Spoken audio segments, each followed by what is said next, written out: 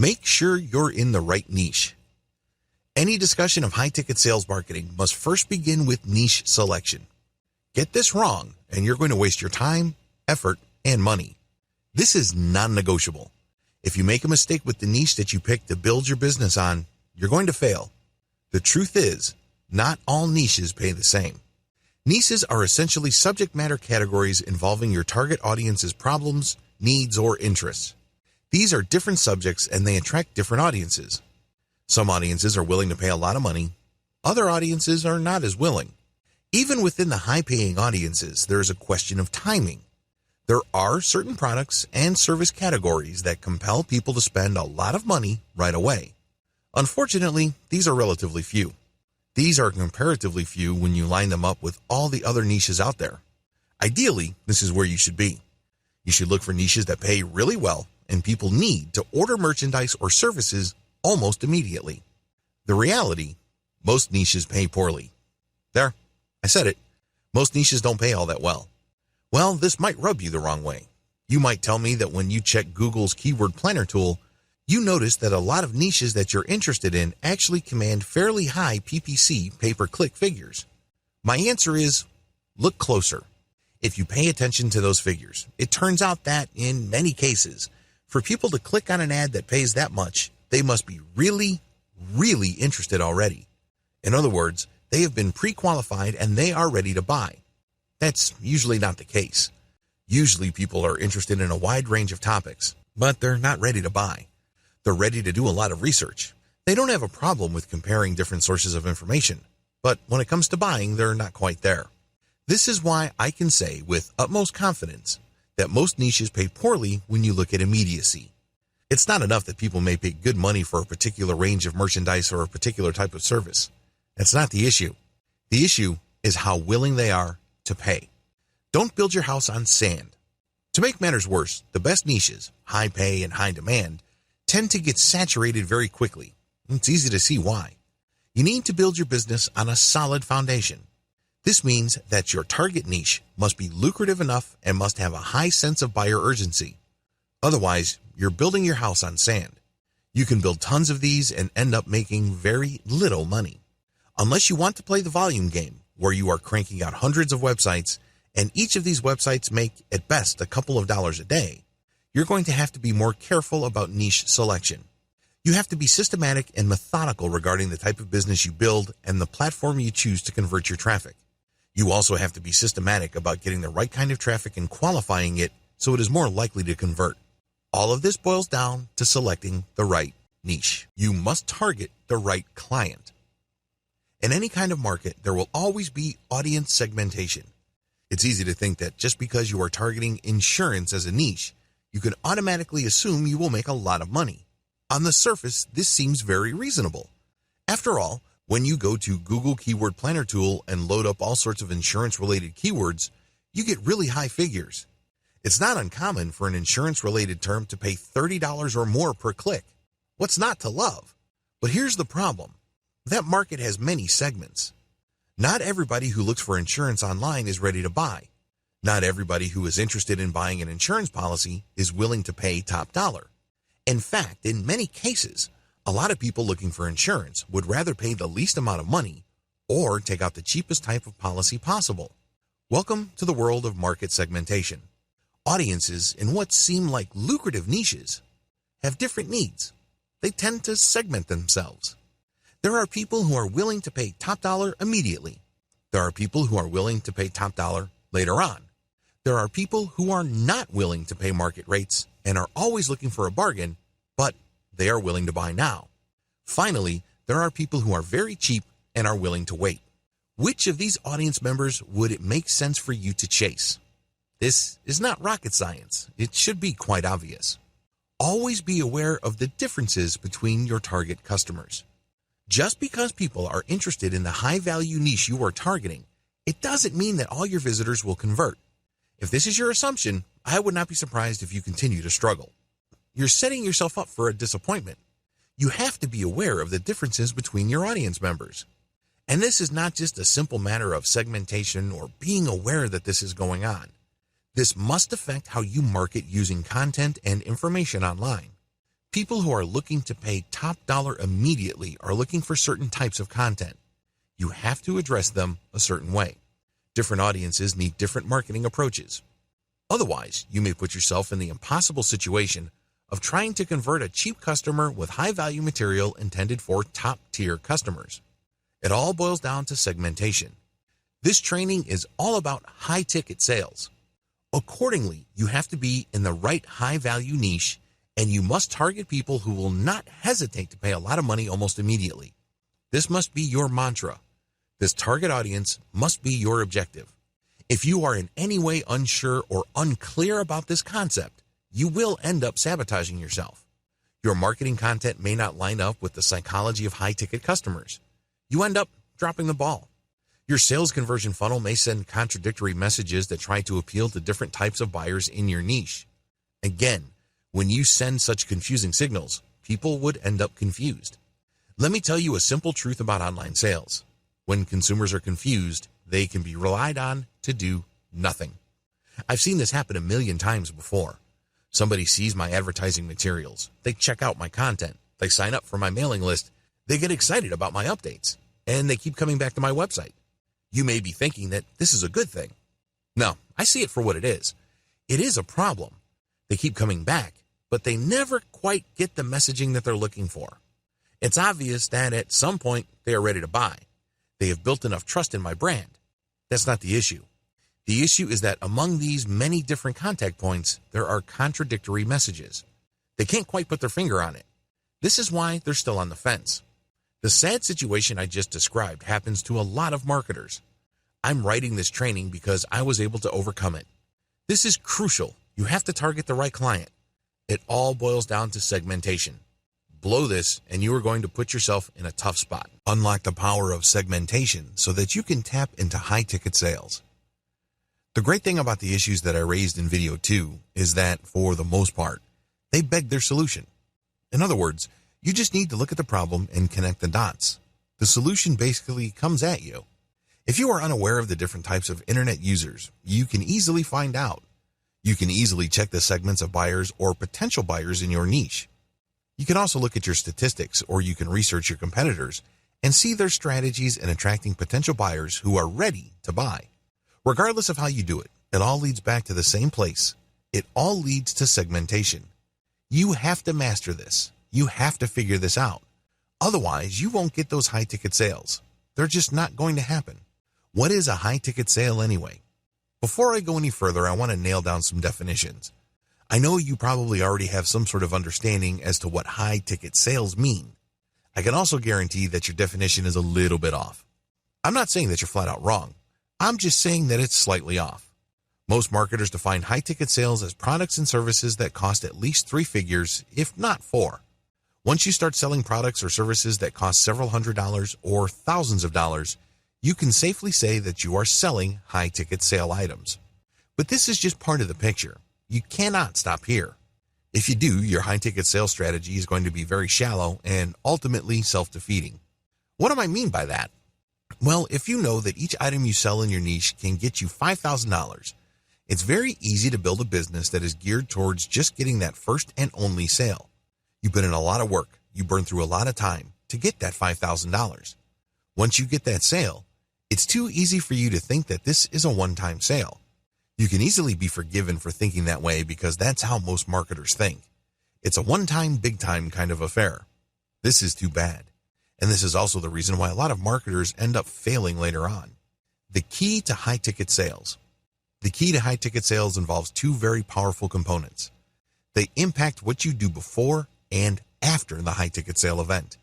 If you're clueless about this strategy, you'll be left in the sad position of constantly working to get new customers so you can get them to sign on the dotted line and give you hundreds, if not thousands of dollars with that one sale.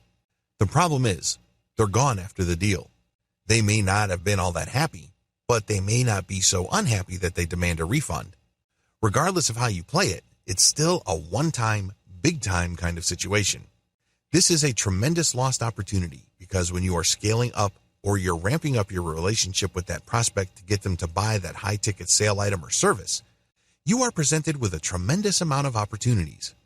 After they enter their credit card information and they go through with the sale, you're given another opportunity. Think in big picture terms. The secret to high ticket sales is sustainability. This has nothing to do with the one-time big-time mindset. Get that idea out of your head. If that's how you think, you are playing this game to lose. To win in the high ticket sales game, you have to take care of what the customer goes through before the sale, and you have to have a plan for what happens after the sale. Build a solid brand first, and then get them to upscale.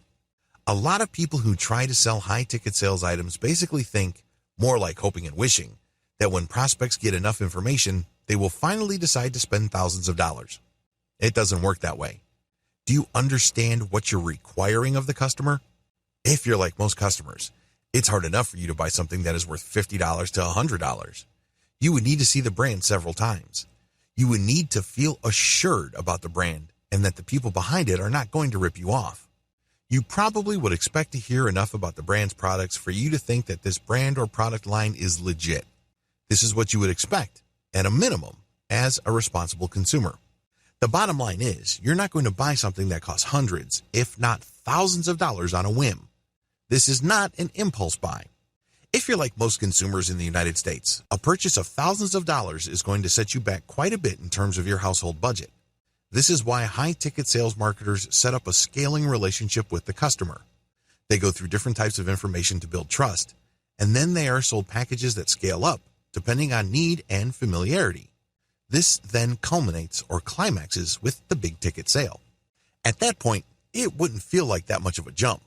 Each step of the way, you have demonstrated the value your brand brings to the table. Even if you're an affiliate marketer selling somebody else's product, you earn your high-ticket sales customers' trust by giving them the right solution at the right time, at the right stage of their relationship with you. Case study. I handled the marketing campaign for a company that provided high-value and high-cost MBA admission services to wealthy overseas clients.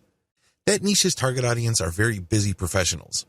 They don't have much time, and that's why they're ready, willing, and eager to pay thousands of dollars at a time for services that they need to get into the world's elite business schools. The first thing that these people are looking for is to determine whether you know what you're talking about. This means that you have to deliver information that establishes three things very quickly. First, you give information that filters your audience members. My target audience members are people looking to go to school abroad for an advanced degree. I don't waste time with why you should get an MBA. I don't waste time with how an MBA can improve your career. My target customers already know the answer. Instead, I wrote about the elite programs out there and how international students can cope with the system and how this leads to networks or contacts. Once I get their attention, they quickly know what I'm talking about because I mentioned statistics. I provided the kind of charts that you would expect in a business report. I speak their language. This builds trust and authority. I would then break down Chinese students' needs compared to other students with a special focus on professionals. They then go through a process where they see how confusing and how potentially fatal certain mistakes in this process can be. They get scared. Long story short, they buy product after product as their trust scales up.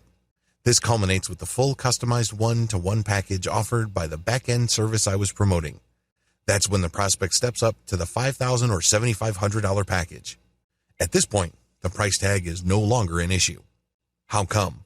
I walked them through the process where they got so scared about dropping the ball or making a small mistake that they buy insurance. That's why I was able to convert these people like clockwork. Know the big picture. Understand that high-ticket sales require the right system. You have to filter them properly. You have to scale them up in terms of their purchases. Here's the secret. At first, get them to pay $1. That's how you separate the simple information seekers from actual potential buyers. Now, let's be clear. You're not going to get rich from $1 sales. Once you have people transferred over to your buyer's mailing list, you have to continue scaling them up and filtering them until you get to your target audience. These are people who are willing to pay a lot of money because they can see the value of whatever it is you're offering, and they have a tremendous sense of urgency. Either they need to buy right now because there's some sort of deadline that's about to pass, or they have completely given up on doing it themselves or having it done locally or tapping their own network. You have them eating at the palm of your hands. The big picture also includes what happens next. Now that you've gotten somebody to pay $1,000 to $5,000 or several $100s or whatever it is, don't stop. MBA students from China, who are often sons and daughters of multimillionaires, have needs once they get to Canada, Europe, or the United States. Even when they're in the MBA program, they would also have needs. This is crucial because you cannot drop the ball here. It's very tempting to think, I've already got several $1,000s from this list member. Why should I even bother about what happens next? Here's the simple answer. The cheapest and most lucrative form of business you will ever get is repeat business. Let me repeat that. The cheapest and most lucrative income you will make is from repeat business. These people already know what you're capable of. They already trust you enough to spend big money. Now is not the time to drop the ball and forget about them. They still have needs. In my case, they would need a place to stay. They would need job placement services. They would need networking services. In some cases, they need life coaching. I can go on and on. You have to look at your customers the same way. Just because you have converted them already within the main niche of your business, it does not mean that all their other needs go away. There are many related niches as well. In my case, visa assistance and immigration legal services were the natural extension of the service I provided my customers. You have to think along these lines, and if you do, your list goes up in value over time. The more your relationship with your customer base matures, the more valuable it becomes. What started out as a $1 sale quickly turns into a sale of a few dozen dollars, which then leads to several $100s worth of sales, and then the big one, the $5,000 or even the $7,000 commitment. After that, believe it or not, lies even more money. It costs several $1,000s to retain an immigration attorney. Helping someone get settled in certain parts of the world can result in commissions to the tune of several $100s. Do the math. Think long term. Think in terms of relationship. The secret, filtering. If I wasn't clear yet, let me just break it down. Your job is to filter your prospects as quickly and as cleanly as possible. Separate information seekers from potential buyers. This is where your $1 product comes in. You then separate low-value buyers from intermediate or long-term high-value buyers. These are people who are willing to buy immediately, but they will remain stuck at a certain low price. You can monetize these people by selling a book or an online course. You can safely segregate them in another mailing list. You can still make money off of these people, but please understand that there's going to be a ceiling. They are never going to level up like your big-time clients. For your big-time clients, think of the long-term, high-value, high-ticket funnel that I described above. The key secret you need to keep in mind. You must have a means of constantly communicating with higher-value clients. This is the key. Therefore, I insist that you build not just one mailing list, but several. Your mailing list must be segmented based on how quickly somebody wants to buy and the value of the things they want to buy. For everybody else, and I'm talking about information seekers who just don't want to spend money, you can set them up with a fairly short autoresponder series. If they don't convert by the 6th email or the 8th email, cut them from your list. Depending on your mailing list service provider, there's no need for you to burn a hole through your pocket supporting list squatters. Identify them and quickly delete them. For everybody else, work on converting them and pushing them higher and higher in the value chain. This is how you create a consistent flow of high-ticket sales. In fact, if you play your cards right, based on the system that I've described above, your mailing list goes up in value over time. The more mature your relationship becomes with your customer base, the more they trust you, and the more they're willing to buy a wide range of directly related and indirectly related products and merchandise. Get inside the high-ticket sale buyer's mindset. A lot of marketers simply do not understand the information that I share in this video. They think that people are robots. They think that generating an online sale is simply all about getting the right product in front of the right eyeballs and nothing else. I'm sorry to break this to you, but there's a lot of psychology at play. The bottom line is, if you want to convert high-ticket sales prospects, you have to think like them. You can't look at the situation purely from your perspective. Let's face it, your perspective is actually simple and straightforward. You want to make money. I get that. Everybody gets that. Who doesn't want to make money? But that's not the issue. The issue is, how do you get your high-ticket sales prospects to separate with their hard-earned cash? Believe me, that's a lot of cash that they're going to be separating themselves from, so you better give them a good reason. Unfortunately, it's very hard to get that reason if you don't think like them. The first step is to choose to think like them. People are not rational. The first thing that you need to wrap your mind around is this simple fact. when people make buying decisions, it's usually not rational. It's easy to think that this only happens within the context of impulse buying. For example, if you go on Amazon Kindle and there's a book that sells for 99 cents, it doesn't really take much thinking because you're really not losing anything. It's 99 cents. If you make the minimum wage in the United States of $7.50 per hour, that's less than 10 minutes of work for 99 cents. It's an afterthought. It's an impulse buy. The problem is, as you go up the cost ladder, it becomes tempting to think that people are not buying impulsively. Get that idea out of your head. The truth is, it's very obvious when somebody's buying something priced at 99 cents compared to something that's priced at $9,000. The reality is, they are operating within the same realm. I am, of course, talking about emotions. In a fairly recent study, researchers asked buyers why they made the decision that they made. They were also asked to fill out a questionnaire right before they bought. According to this study, when people came to their buying decision, they acted out of impulse. But when it comes time to explain why they did what they did, they came up with all sorts of reasonable-sounding explanations and justifications. The study's conclusion is unmistakable. People are based on impulse, read emotion, and then they justify it later on. High-ticket sales prospects are no different from people buying a pack of gum that is worth a few pennies. It's all about emotion. People want to be made to feel special. Knowing the information you have, when you try to get into your high-ticket sales customer's mindset, you have to ask yourself, how do I make this person feel special in this context? Of course, somebody who is paying $10 for something feels special in a certain way that is quite different from somebody spending $10,000. That person spending $10,000 also needs to feel special, but it has to be presented in a different way. Tap the power of exclusivity. Now that I've established that people do make buying decisions based on emotion, the next question to ask is, what kind of emotion? How do you present the emotional impulse? Thankfully, the answer is pretty straightforward. When somebody buys a high-end Mercedes-Benz, they're not just buying a car. They're not just buying something that proclaims to their neighborhood that they have money. No, they're doing something else. They're not just looking to satisfy a need that everybody else has. All of us need to get from point A to point B, but we all have different ways of meeting that need. Depending on our income, depending on how our city is set up, and depending on our culture and other factors, we can choose different options. Some people can take the bus. Others can take the train. Others would bike. Other people would walk. Some would buy a low-end car. Others would buy a mid-range vehicle. And even others would buy top-of-the-line luxury vehicles. Same need, different responses. When we're talking about high-ticket sales buyers' mindsets, understand that they have emotional needs that they need to satisfy in a different way. They're looking to satisfy a need that everybody has in a way that not everybody can do. This is where the idea of luxury, exclusivity, and specialness come in. When you are able to earn enough money to buy a high-end Mercedes, BMW, Rolls-Royce, or an Italian sports car, you are saying to yourself, I am special. I am rewarding myself with something that satisfies a need that everybody has. But I satisfy it in a way that is very different from how everybody else can satisfy the same need. This is the power of exclusivity.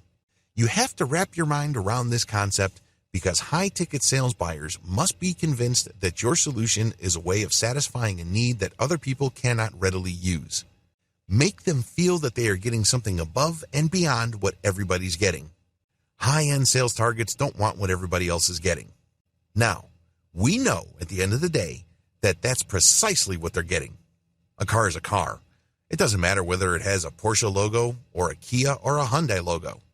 It doesn't matter if your car says Hyundai Eon in the back or has that BMW logo. A car is a car. It gets you from point A to point B. But when you highlight the luxury, the attention to detail, the professionalism of whatever product or service you are pushing, you satisfy a very important emotional need. High-ticket sales buyers are psychologically looking for something above and beyond what everybody gets. That's how you can get somebody to pay tens of thousands of dollars or more for a car. These are not egotists. They're not saying to themselves, I'm better than everybody else. No. In most cases, these people are looking to reward themselves, or they're simply looking for the highest value because they don't have the time to screw around when something goes wrong. This is especially true when you're selling services. The MBA assistance program that I use as a case study in the previous video catered to overseas professionals who cannot afford to drop the ball. That's why they pay top dollar. Get inside your customer's mindset. Look at the sales process and the sales funnel system from their perspective. Get this wrong, and you will end up building a high-ticket sales funnel that somehow, some way doesn't quite work. I'm not saying that you're not going to make a few $1,000s here and there. What I am saying is that you are not building an optimal system. It's 90% there, but it just doesn't produce the outcome that you had hoped for. Conducting a high-ticket sales campaign the hard way. To learn the ropes about anything, it's usually recommended to learn things the hard way. In other words, you go through a whole checklist of items, you pay your dues, and then after you are very familiar with the process, you start optimizing. You keep that up until you come up with a streamlined system that is very different from what you started with. At that later stage, you are able to do things faster, more efficiently, and at less cost. Still, you have to go through the initial stages and basically stumble around, make a lot of mistakes, and feel your way in the dark, so to speak. This is how most people pay their dues. Unfortunately, this is also doing things the hard way. I'd be irresponsible if I did not go through video 7 and video 8 with you, because this is how high-ticket sales campaigns are normally done. Unfortunately, for the vast majority of marketers who go through this process, they get chewed up and spit out. They end up failing. Still, I need to walk you through this before I reveal the secret sauce in video 8. To learn the ropes, you have to pay your dues and do things the hard way. Step number 1, pick a high-value niche. Go to Google Keyword Planner tool and look up the keywords related to your niche. Look up their cost per click value. This should give you a general idea of the value of that space. Now, please review the discussion in video 1 regarding niche valuation. Make sure that the niche you pick is a high-ticket sales niche. Often, things are not what they appear. Step number 2, develop a high-value brand in your target niche. Developing a high-value brand takes quite a bit of work and time. You must put out tremendous amounts of content and check the actual behavior of people interacting with your content. Do they click through deeper and deeper into the guts of your website? Or do they just click through a piece of content and then they bounce right back out? To develop a high-value brand, you must first focus on your winners. These are pieces of content that attract a lot of traffic from the internet. These are pieces of content that push people deeper and deeper into your site. Here's the secret. To build a high-value brand, you must focus on content that engages your target audience members. It's very tempting to think that this is just a matter of popularity. When you look at your statistics, whether it is Google Analytics or StatCounter, it's tempting to just go with the pages that get a lot of traffic. But you have to dig deeper than that. You have to look at where people go. Are people going to content that speak to the needs of high-ticket sales customers? Or are people just getting information, drilling deep into your site for more basic information, and then leaving? It should be obvious to you which you should focus on. Do not just replicate your strongest pages. If those strong pages are not about high-ticket sales, ditch them. Focus on pages that have a high-ticket value or appeal to high-ticket value customers and are also popular. Build on your strengths. Scrap the rest. Step number 3, distribute content that filters your customer segments. When you build different pieces of content on your website, you use this to filter people based on whether they are your target high-ticket sales audience members or not. You should do the same with content that you share or post throughout the rest of the internet. At this point, I'm assuming that you already know the basics of content marketing. You share content in the form of comments, blog posts on third-party platforms, as well as logger posts and curated material on social media platforms. All of these condition people to go to your website. Your content on your website then serves to filter them and eventually convert them. That's how you play the game, or at least that's how you should play the game. It's really important to make sure that even that outer ring of content in your high-ticket sales niche filters your customer segments. In other words, you don't want tire kickers or people who are just looking for information but are unwilling to pay anything to even hit your website. Why bother? They're a waste of time. I know that sounds rude, but it's also the truth. Because you're trying to create a system that converts online traffic into a lot of money, you do not have the time to mess around with volume traffic that doesn't go anywhere. This is why you need to distribute content that filters your customer segments based on these other platforms. This way, only people who are truly willing to pay good money will end up on your site. Step number 4, make it easy for your audience to find you and keep in constant contact with you. When I say your audience, I'm talking about high-ticket salespeople. I'm not talking about generic information seekers. Forget those. Make it easy for them to find you. This means create social media profiles, identify hashtags on Instagram, Pinterest, and Twitter that are directly related to your niche. Filter people on those platforms, and then get them to go to your website and convert them. In this context, conversion means getting them on your mailing list. This is how you keep in constant contact with them. Step number 5, send high-value content that segments your mailing list. Send high-value content to your mailing list and then allow people to segregate themselves by joining sublists.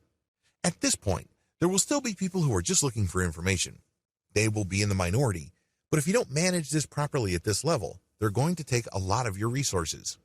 You don't want list squatters because services like Aweber charge you money for the total size of your mailing list, regardless of whether they buy or not and regardless of how active your list is.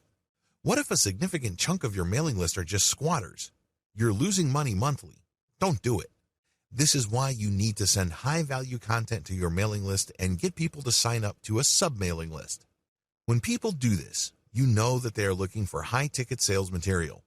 They are people who are serious about eventually spending a lot of money.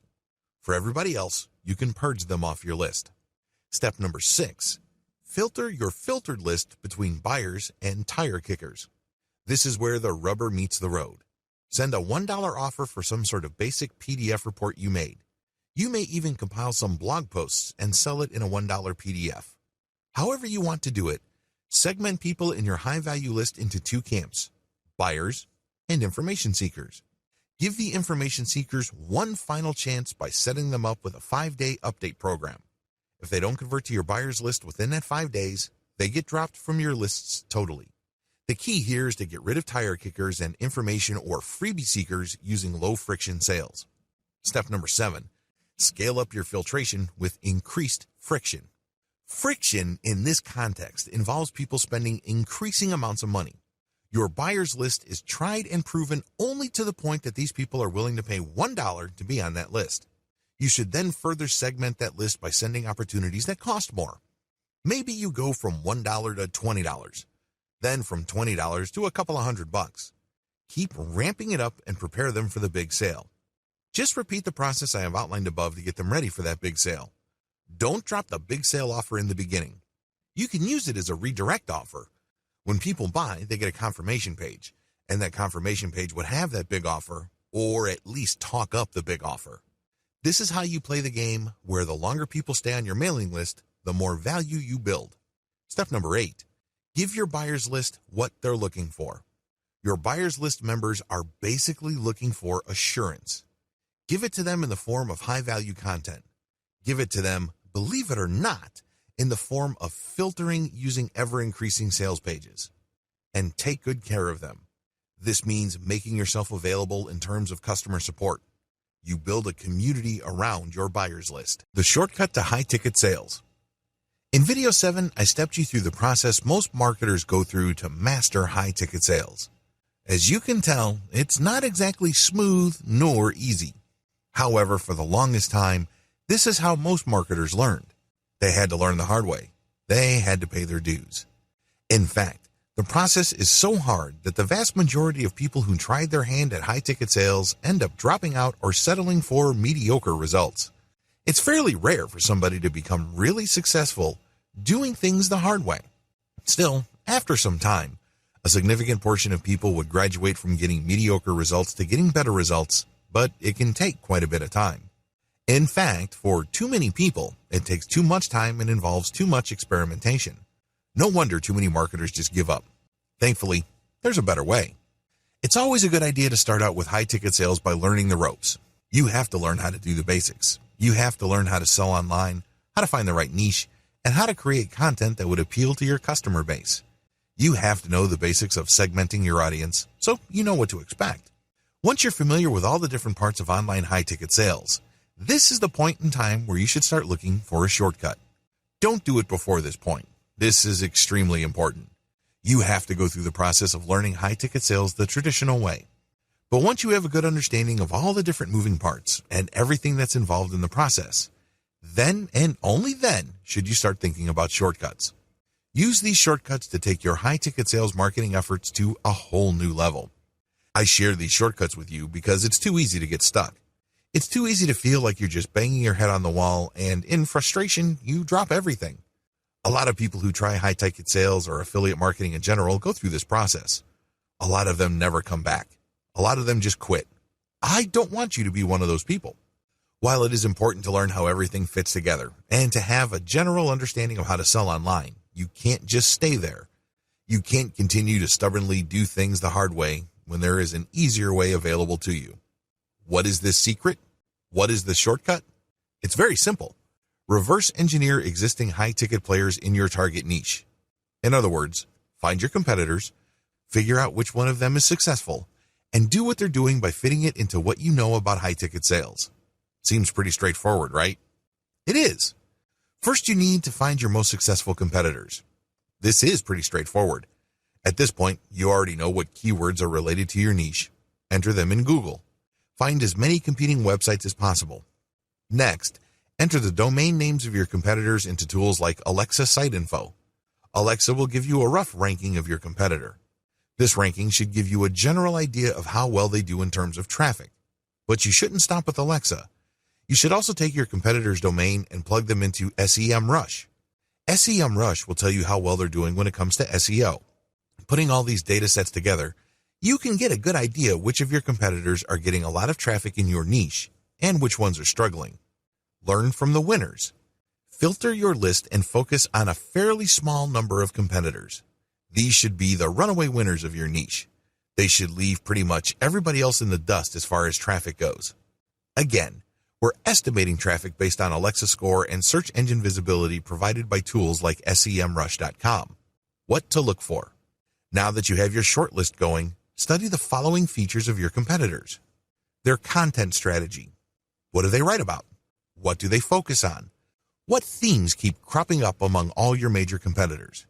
Their ads. What kind of ads do they normally show? Do they push services or merchandise or both? Are these ads for high-ticket items or do they mix in low-ticket items? Do they openly advertise their $1 or buyer list products? Their mailing list strategy. Do they have a mailing list? Join their mailing list and see if they segment or filter their main mailing list into smaller lists. Do they use $1 items to create buyers lists? Their ad designs. Pay attention to the text of their ads as well as their formatting. Pay attention to whatever graphics they use in their ads. Their branding efforts. Do they bother to create a brand? Do they actively engage their site visitors in crafting their brand message? Do they talk about brand values? Their social media presence. By social media, I am referring to the broadest definition of that term. Look for your competitors on forums, Facebook groups, Facebook pages, Facebook comments, Pinterest, Instagram, Twitter, SlideShare, and everywhere else. This should give you a fairly clear view of their traffic sources. Their SEO footprint. Enter the domains of your competitors in SEMrush and look for their backlinks. This should give you a fairly clear idea of just how optimized they are for search engines. Make sure you go through the list above. Don't skip an item. You need to reverse engineer all your competitors using the list above so you can be properly informed as to how they got to the position they're in. This information will also function as a roadmap for your marketing efforts later on. Fine-tune your reverse-engineered brand. Now that you have reverse-engineered your competitors and you have examined certain elements of their website, as well as marketing strategy critically, the next step is to look for patterns. Look for the industry standard. When you look at the content that your competitors publish, as well as their ads, their brand values, and their site layout among others, a certain pattern should emerge. There should be some sort of pattern that you would see that pretty much unites all your competitors. Their sites may look very different from each other, and their content is obviously different enough. But when you look at the themes, topics, and overall design philosophy they follow, many of those sites actually share quite a bit of similarity. Pay attention to this. Use this as industry standard of your high-ticket sales niche. How come? They wouldn't have that commonality if it doesn't work at some level or another. There's a reason why photography services, legal services, certain types of medical specialties share similar design and content patterns. The reason, of course, lies in customer expectation.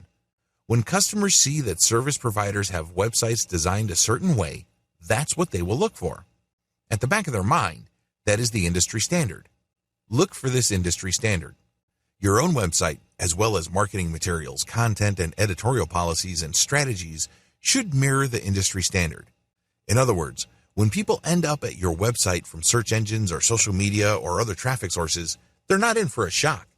If they have been looking for the kind of merchandise or service you are advertising or promoting, they probably look at other websites pushing the same things. When they end up on your website, they know what to expect, because your website speaks the same graphical and content language as your competitors. This is the industry standard. You gain instant credibility and legitimacy when your website appears to be in the mainstream of your niche. The industry standard can only go so far. Please understand that when you adopt the industry standard, all you are doing is trying to get a head start. Compare this with starting from scratch. You don't know what you're doing. You don't have an idea. So you come up with something new, but that new design may be just so disconcerting and so random to people used to your niche that they may either ignore you or fail to take you seriously. None of these situations is good. This is why you need to get a head start by adopting the industry standard look and content policy. But after that, you have to fine-tune your specific look and content based on how your website actually performs. If you notice that the vast majority of your traffic is excited about a certain type of content, and pages containing the content tend to get more traffic, if you notice this pattern, then shift your content strategy towards that type of content. Drill deep. Become the established online authority for that type of content. This is how you customize your brand based on your actual experience. You're not going to stay with the industry standard. The industry standard just gives you a starting point. From this point onwards, you have to look at the actual performance of your website to help you chart its future. Build up your base and constantly ask for feedback. To build a solid brand in any high-ticket niche, you cannot insulate yourself from your audience. You have to create a community around your content. Look at them as your base. Look at them as your partners. Constantly engage with them. Constantly ask for feedback. Make them feel that they are co-creators of your website. Constantly optimize key parts of your online presence. On your website, constantly optimize your affiliate offers, product offers, content strategy, and mailing list recruitment strategy. Keep mixing it up and look at what works. The problem is if you believe that you just need to build a website and keep it the same way forever, you're not doing yourself any favors. You're putting yourself at a serious competitive disadvantage because, let's face it, most people do not do things right the first time around. There's always room for improvement. You can always optimize for greater results. This is why you have to constantly optimize the different key elements of your online presence. Are you offering the right products? Are you scaling your mailing list correctly? Are you filtering people correctly? Are you offering the right content? Are you recruiting people to your mailing list in the most optimal way? There's just so many places you can improve. Don't fall for the trap of thinking that your website is some sort of take it or leave it proposition. Let me tell you, if that's your mindset, most people would leave you. How would you know? Look at your bounce rate. If, for whatever reason, people do not detect the information or experience they are looking for, they're not shy, they will bounce out quickly. And not only would this hurt you as far as Google is concerned, it can also erode your brand's value on the internet. When people start to talk about your brand, it's very easy for them to sweep you under the rug and dismiss you as an afterthought. You don't want that to happen. What is the secret? Keep reading. Your secret sauce. Community. If you have read any kind of content marketing book, or if you have done any kind of affiliate marketing and researched what affiliate marketing specialists do, you probably have come across the word community several times. Community is just like the word love. People use it all the time, but the more they use it, the more it loses its meaning. I know it's sad, but it's true. You can't look at community as some buzzword. You can't look at it as just another marketing concept. It has to be real for your specific case. Unfortunately, nobody can do this for you. You have to jump in there. You have to engage with your community members and get them to become emotionally invested in your brand. How do you do this? Well, send updates where you ask people for their opinion and you give out freebies. Don't get nervous. Just because you're giving out freebies doesn't mean that you're giving out money. Believe it or not, in marketing survey after marketing survey, people respond less to dollar incentives than they do to moral or symbolic incentives. Believe it or not, simply giving out a graphic member of the month or mentioning their name in your next email update is enough to incentivize people. Regardless, you have to give them incentives for participating. Make them feel that they matter. I have seen many mailing lists give out updates where they mentioned everybody who would send in any feedback, even if it's the most ridiculous feedback, even if it doesn't really add anything to the discussion. They still get acknowledgement and recognition. It is no surprise that those mailing lists tend to be successful because a lot of people on the list feel that they matter. They feel that they are being listened to. They feel that they are being validated by the brand that they support. If you are on mailing lists and one mailing list treats you like a complete nobody and you feel anonymous, while the other list mentions you and runs promotions or collaboration campaigns that excite you, which list would you rather stay on? Which list email would you rather check? Which list would you talk about with your friends? It's a no-brainer. When people feel like a number, or they are made to feel like they are another face in the crowd, they're not all that excited. They won't be motivated to become your brand's evangelist or provide testimonials for your brand. Please understand that this is crucial. Since you are dealing with high-ticket sales that involves very selective and very discriminating audiences, a little bit of fan support helps. In fact, it can mean the difference between perpetually struggling and becoming one of the top brands in your niche. Tap your fan base. They are not just your customers, they are your potential fans. Turn them from content readers and list squatters to your pumped-up, energized, and enthusiastic fan base. Not only are these people more willing to buy whatever it is you're pushing, but they're also more willing to spread the word about your brand. How come? They feel emotionally invested. They feel connected. At some level or another, they are under the impression that they have skin in the game. Grow your brand around your community. This is probably the hardest part of this process because a lot of marketers are content to stop at the point immediately above this section. But if you truly want to take your brand to the next level, evolve your brand around your fan base instead of the other way around. This is the secret to sustainable brand power. If you want your mailing list to grow in value over time, build it around the needs of the people on your list. Hold contests, hold AMA sessions, hold photo contribution contests or projects. Ask individual members if you can turn them into case studies. These are just some of the many ideas that you can use to build community. Remember, your list is not just a collection of people who have given you their legal consent to send them messages. Your list is a relationship. Treat it like one, picking the right high-ticket service or product to sell. Prior to this point, I've helped you put together an online conversion platform. I have helped you put together, using the power of reverse engineering, the website and messaging platform that you need to turn your traffic into cold, hard cash. The next step is to figure out how to sell the right product or service to your list. Here are the steps that I follow. When you start segmenting users, don't focus on sales. The first thing that you need to do is when you are building your website and you're building your mailing list, do not focus on sales. Focus instead on segmentation. This means you have to create a system where your users will segregate themselves. The name of the game is to get rid of information seekers who don't want to buy anything. That kind of traffic is useless to you. You set up $1 items or cheap services. The key is to get as many of your list members to sign up for these so you can then qualify them for additional sales later on. Optimize your messaging to maximize trust. Pay attention to your open rates. Do you notice that some of your emails get a lot more responses and opens than others? Do you notice that some of your emails do not get that many opens, but they get a lot of clicks? You have to slice and dice this data so you can come up with a great combination of high open rates and high internal email click rates. It may seem impossible at this point, but the more experiments you do by focusing on your most successful emails, the closer you will get to that great combination. Pay close attention to what your community demands. Give your community members an opportunity to tell you what to do. You should do this on your social media accounts. You should do this on your website. You should do this through a specially designed, incentivized engagement system for your email. Regardless of how you do it, you need to do it. You need to ask them what it is they would like in terms of content, promotions, products, services. Please understand that there's a big difference between what people say and what they do.